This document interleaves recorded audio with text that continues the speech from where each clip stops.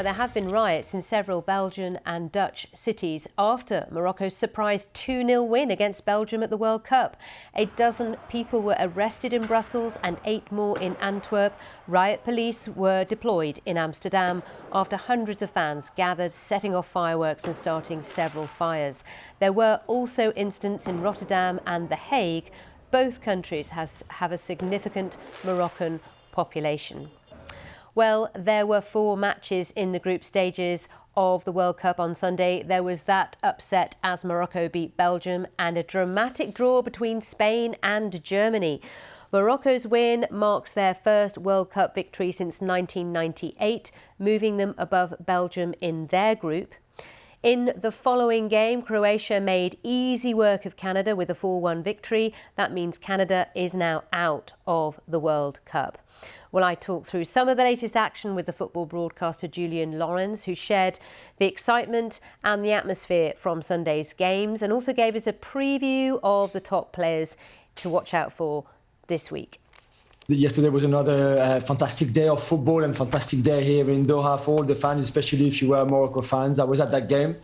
The atmosphere was just really incredible. It felt like you were somewhere in Casablanca, in Rabat, because the whole stadium was literally red and green, and those fans were amazing. There's a strong community here of Moroccan expats who live in Doha, which is why there was so much support for the national team, much more, for example, than the poor, I think, thousands of Belgians that were all spread out in the stands, who could not do anything against this sea, literally sea of Moroccan fans. And their team played with a lot of heart.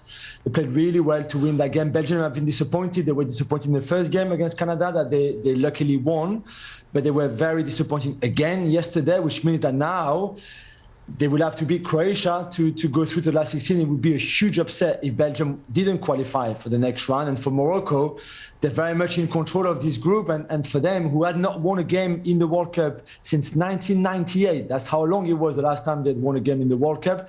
It was a very special day yesterday.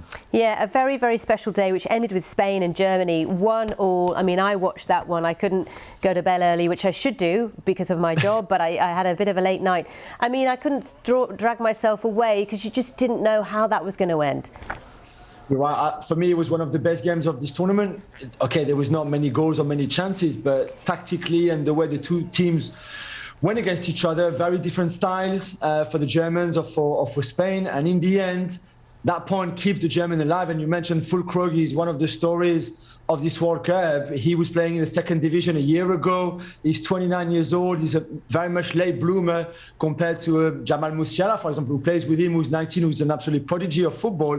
Füllkrug is this hard-working striker that is just happening for him really, really late. So wonderful stories again within that Spain and Germany game and that group, because again, everybody can still qualify in that group. Yeah, I know. And that's the exciting thing. We're at the point now where we're getting to the point where we're seeing who will get to the next level.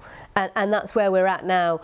Give us your take then on what we're looking at in terms of who's going to get through these groups.